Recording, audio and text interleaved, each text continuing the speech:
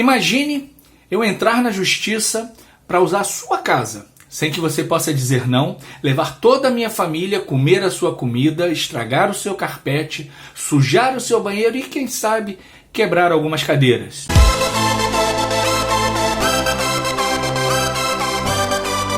Fala galera, saudações tricolores, tudo bem com vocês? Eu sou o Ale Chagas e hoje eu quero falar de uma aberração jurídica. E eu comecei perguntando a vocês, imagina se eu entrasse na justiça e pedisse para usar a sua casa sem o seu consentimento, sem a sua presença, que eu levasse toda a minha família, comesse sua comida, estragasse seu carpete, sujasse o seu banheiro e até, quem sabe, quebrasse umas cadeiras da sua casa. Imaginou? Agora imagina se um juiz me dá autorização para fazer isso. Vai lá, Lê. Faz o que você quiser na casa dele ou na casa dela. Tá tudo certo perante o judiciário. Não me importo se a pessoa tem custos para manter a casa. E no caso de Flamengo e Fluminense, se tem custo para manter o gramado, para manter o estádio, porque eles têm a concessão do Estado e com isso eles têm os custos de manutenção do estádio. Não me importo. Isso é um problema de Flamengo e Fluminense. Eu quero aqui dar a condição do Vasco jogar lá. E eu quero te dizer que não tem nenhum problema o Vasco jogar no Maracanã, desde que haja o consentimento daqueles que detêm a concessão.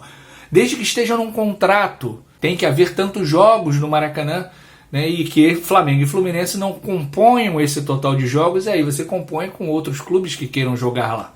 Mas dessa maneira autocrática, dessa aberração dessa decisão judicial, em plena sexta-feira ou em plena quinta-feira, não sei se foi ontem ou se foi hoje essa decisão, é para dar nojo do judiciário, e eu tenho exatamente isso. Esse é o meu sentimento em relação ao judiciário brasileiro, é o de nojo.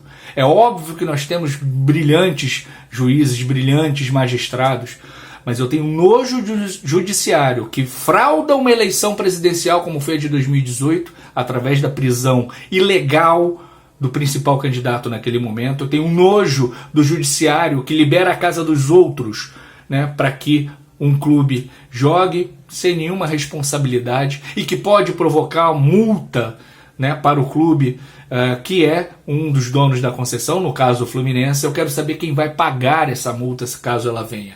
E eu acho que virá, porque o gramado não vai estar bom. O Fluminense joga amanhã, sábado, às 18h30 contra o América Mineiro. E o juiz liberou o jogo às 11 horas da manhã do domingo, o jogo do Vasco, do Pinóquio da Gama, contra o Atlético Mineiro. O gramado não se recupera do primeiro jogo, o estádio não vai estar em condições perfeitas, até na questão de segurança para os torcedores do Pinóquio da Gama. Mesmo assim, ele liberou o jogo. Talvez não tivesse prova para evitar o jogo, né, para não permitir o jogo, mas devia haver alguma convicção de que devia haver o jogo. Porque no judiciário brasileiro é assim, não precisa prova, basta a convicção. Eu me lembro da ministra do Supremo Tribunal Federal, a Rosa Weber, dizendo que condenaria o José Dirceu, mesmo sem provas cabais, mas porque a literatura jurídica lhe permitia a condenação. Talvez a literatura jurídica permita a liberação desse jogo, mas o que é justo, o que é legítimo, o que é moral, o que é ético, o que é correto, não permitiria. Não há o que fazer, ingressos já foram vendidos e o jogo vai acontecer. Mas eu repito a pergunta, quem vai pagar a multa caso ela venha? E eu até no Twitter disse, o Fluminense deveria, nem sei se isso é possível, processar o juiz que liberou esse jogo. Para que ele pague, caso haja multa. Né? Afinal de contas, ele não pode tomar a decisão e causar prejuízo a uma parte que custeia a manutenção no Maracanã, no caso do Fluminense, junto do Flamengo. O Vasco não custeia nada. O Vasco não tem custeado nem a segurança em São Januário, tanto que está interditado. E tinham outras opções de estádio para ele jogar. Ele poderia jogar, por exemplo, em Vitória, onde ele tem uma grande torcida, como todos os times cariocas. Mas não. O Vasco quer apenas tumultuar o processo. O Vasco quer apenas tentar crescer, voltar a ser grande, coisa que ele não é mais, através do tumulto e da confusão. E, infelizmente, encontra guarida no judiciário brasileiro. Infelizmente, mais uma página triste do nosso judiciário.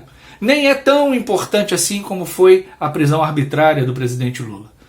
mas é mais uma prova em que nós não podemos confiar no judiciário, ou como eu sempre disse, é o poder mais escroto dos três, porque os outros dois muitas vezes são escancarados.